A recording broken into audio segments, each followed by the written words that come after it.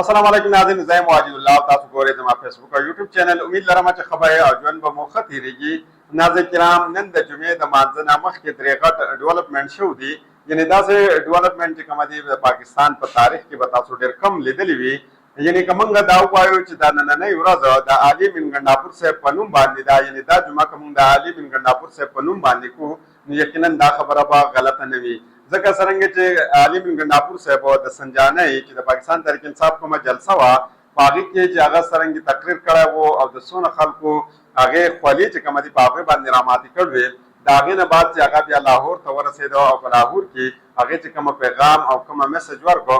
یقینا چې کومه دی د دې هېڅ قسمه څه مثال نشته. او د هغې نه بعد چې کپتان صاحب دی هغه په هغې باندې 100% مطمئن نه و او هغې ورته ویل چې زه په دې باندې مطمئن نه یم. دا ته چې هلته ورسېدې او تا هلته تقریر ولې ونه کړه، په ټیم باندې ولې ونه رسېدې.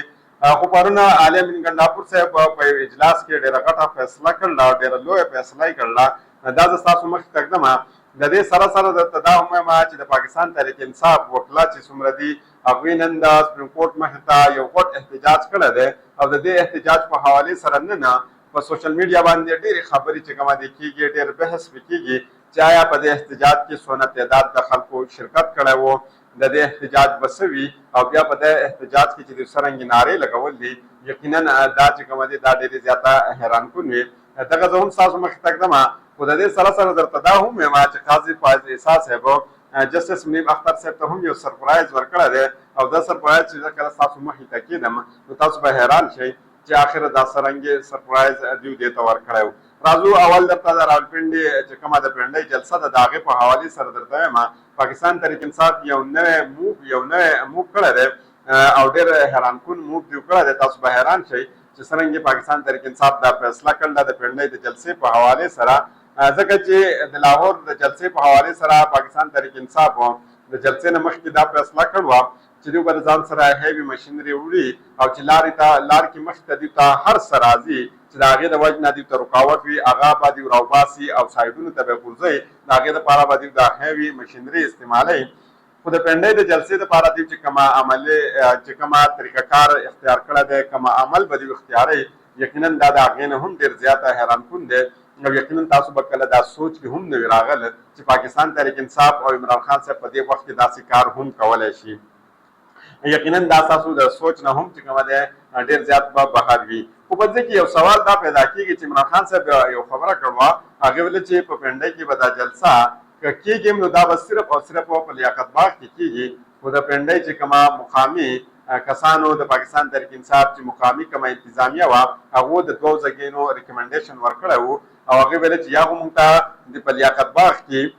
د جلسې اجازت راکړله شي، که لیاقت باغ کې نه وي نو په دې بل ځای کې موږ ته میلاو شي. خو دا ځل علي بن ګنډاپور صاحب چې کومه فیصله کړله د هغه سره چې عمران خان صاحب کومه کړله، دا ډېره زیاته حیرانکن ده او دغه خبره به هم تاسو خپلې مخې ته ستاسو هېره شي. او د دې په حوالې سره پرون یو اجلاس شوی دی، په هغه اجلاس کې چې کومه اندروني کهاني شوې ده، اندروني سټوري کومه ده، اندروني څه چې په هغې کې بیان شوي دي هغه زه ستاسو مخې ته ږدم. راځو اول درته دا وایه چې پي ټي آی د راولپنډۍ جلسه چې کومه ده دا یې په احتجاج کې بدله کړه. یعنې پاکستان تحریک انصاف دا فیصله وکړه چې اوس به دا جلسه نه کېږي بلکې دا به یو احتجاج وي او دا احتجاج به صرف د ګنټې دپاره نه، د 2 دپاره نه، د 3 دپاره نه، دا احتجاج چې کومه دی د دې وخت چې کومه دی تعین نه دی کړی چې دا به څو ورځې دا احتجاج به جاري وي. خو هغې ویلې چې دلته به بھرپور احتجاج وي. پاکستان تحریک انصاف د پنډۍ جلسه چې کومه ده هغه په احتجاج کې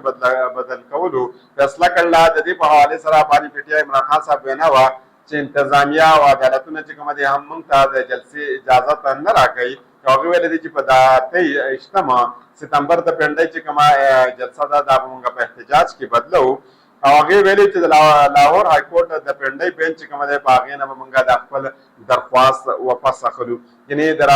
لاهور های کورټ د پنډۍ کومه بینچ کې چې د کومه درخواست ورکړی او د جلسې د اجازت دپاره هغه چې دا درخواست موږ واپس اخلو. دلته اوس گیم شروع شو چې آخر څه کېږي. عمران خان صاحب د آډیالوجي کې د صحافیانو څخه غیر رسمي خبرو په وخت کې هغه ویل چې د اسټابلیشمنټ سره به هیڅ قسمه مذاکرات نه کېږي او د دې سره که موږ مذاکرات هم کوو نو د دې په دې وخت کې هیڅ قسمه فایده نشته. عمران خان صاحب وینا دا هم وه چې اسټابلیشمنټ سره خبرې کول چې کومه دی دا بالکل په دې وخت کې هیڅ قسمه سودمن نه دي. علي بن ګنډاپور صاحب ته عمران خان صاحب دا وویلې چې آیا ته خو لاهور ته ورسېدې تا ښه کار وکړو خو ته په وخت باندې هلته ولې نه وې رسېدلی په وخت باندې ته هلته تقریر ولې نه وکړی علي بن نافس ورته ویل چې سر دا ته زما نه غلطي وشوه او راتلونکي وخت کې به دا غلطي زه دوباره نه دوهراوم یعنې دوباره به دا غلطي زه نه کوم او زه به د پنډۍ جلسې ته د ټولو نه اول رسم خو یقینا د پنډۍ جلسې ته د رسېدو نه علاوه هغوی یو بل کار وکړو او دا بل کار د هغې نه هم ډېر زیاته حیران کون دی چې هغوی د پنډۍ جلسه په ځای باندې هغوی د احتجاج کار وکړو او نن یقینا چې کومه ده پنډۍ د سبانۍ ورځ سبانۍ ده خو نن پنډۍ چې کومه وه دا د پاکستان تحریک انصاف د کارکونانو نه ډکه شوې وه او په روډونو باندې صرف او صرف د پاکستان تحریک انصاف کارکونان په نظر باندې راتلو په دغه دوران کې د روباسن صاحب نه یو صحافي دا تپوس وکړو چې آیا تاسو د اسټابلیشمنټ سره مذاکرات کوئ که نه کوئ نو هغې دا ویلي چې دا زمونږ د پارټۍ پالیسي ده چې د هغې سره به مونږ څه کوو مذاکرات کوو عمران خان صاحب ویلي چې نه بلکل زمونږ دا پالیسي نشته دی او روف حسن صاحب بدل کو د هغې په ځای باندې شیخ وقاص صاحب چې کومه دی په دغه عهده باندې کېناو او تاسو پېژنئ چې څرنګه شیخ وقاص صاحب د بنګ سړی دی څرنګه دا په دې خلکو باندې چې کومه دی وور بلی تاسو به ووینئ چې دا چې کله په میډیا باندې راشي نو تاسو به وینئ چې څنګه حالات بدلیږي او څرنګه به دا په دې خلکو باندې دا سترګې راوباسي او دا خپل هر څه به ښکاره کوي د پنډۍ د جلسې په حوالې سره عمران خان صاحب دا هم ویلي چې موږ ځان دلته نه باونډ کوو یعنې موږ داسې نشو کولی چې موږ عدالت ته لاړ شو او عدالت موږ باونډ کړي چې په دې ټایم باندې به تاسو راځئ او جلسه به کوئ د دومره ټایم دپاره به کوئ دونه کسان به راځي د پلانکي ځای نه به راځي بلکې عمران خان صاحب دا وویلې چې دا نظام او دا سیستم د عدالت په حکم باندې عمل نه کوي موږ یې ټولې وکړو یعنې عدالت موږ ته NOC راکړي موږ ته اجازت راکړي چې تاسو راشئ جلسه دلته وکړئ په دې ټایم باندې وکړئ تاسو ته به دا د هر څه میلاو شي خو د هغه هر څه باوجود د عدالت د حکم باوجود موږ ته په لارو کې کنټینري ولګولی شي موږ پسې سپیکرې بندې کړی شي په موږ پسې بجلي بنده کړی شي موږ ته چې څومره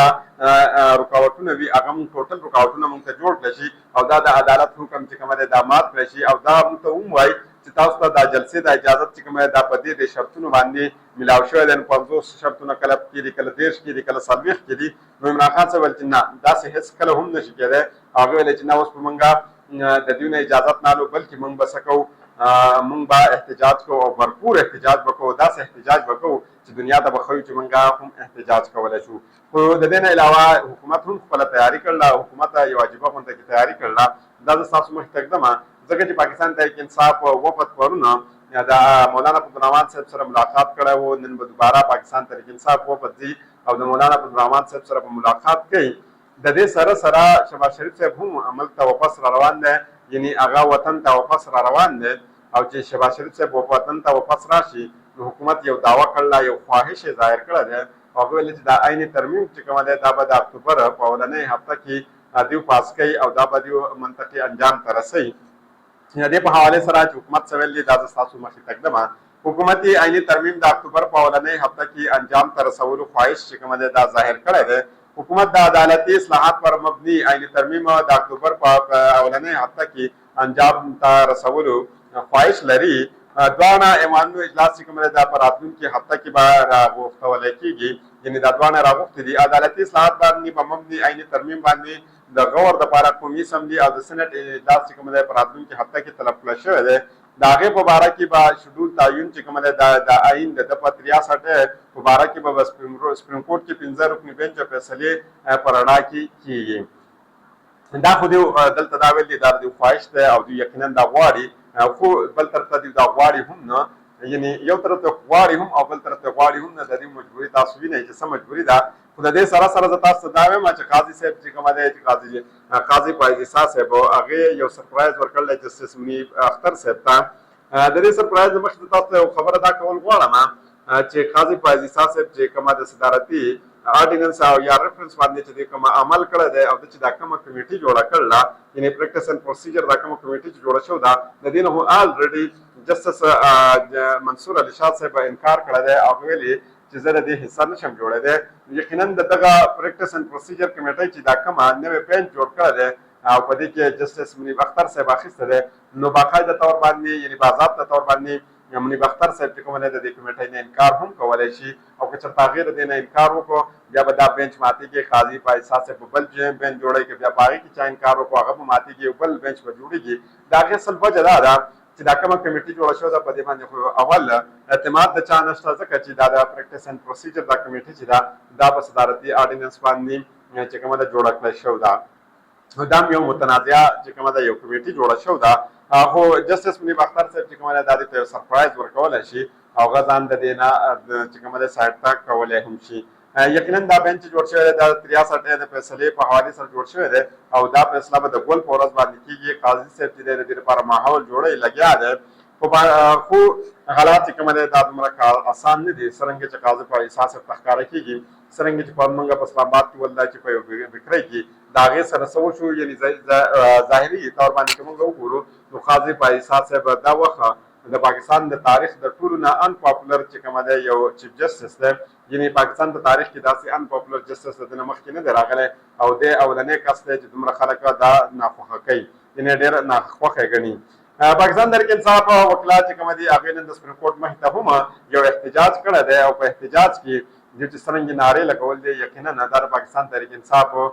وکلا چې کومه دي په دې وخت کې هغې ډېر زیات غټ همت کړی دی ډېر لوی همت یې کړی دی او د هغې وجه دا ده د دوی د همت ده چې دلته رسېدل او بیا د سپریم کورټ مخې ته داسې نارې وهل دا ډېره ګرانه خبره ده. اول خو دلته رسېدل ګران دي او بیا دغلته داسې نارې وهله دا ډېرې زیاتې ګرانې دي. په سوشل میډیا باندې په دې باندې هم ډېر زیات بحث کېږي چې په دې کې ډېر کم کسانو شرکت کړی دی او بالخصوصا د حامد خان صاحب په حوالې سره په دې کې دا شکایت کېږي چې هغوی په دې کې حصه ولې نه ده اخیستي او هغې ته خو ډېر مراعات میلاو شوی دی ډېرې عهدې ورته میلاو شوي دي خو د دې هر څه باوجود هغې په دې کې حصه ولې نه ده اخیستې یعنې پریکټیکلي کار دی په هغې دې کې ولې نه دی کړی یعنې د بیاناتو پورې خو هغه کوشش کوي بیانونه ورکوي خو هغې په دې کې حصه نه ده اخیستې. نو کوشش کوم چې د دې په حوالې سره چې څه ډیولپمنټ مخکې راځي زه ستاسو مخې ته کېدم د بلې ویډیو پورې ماته اجازه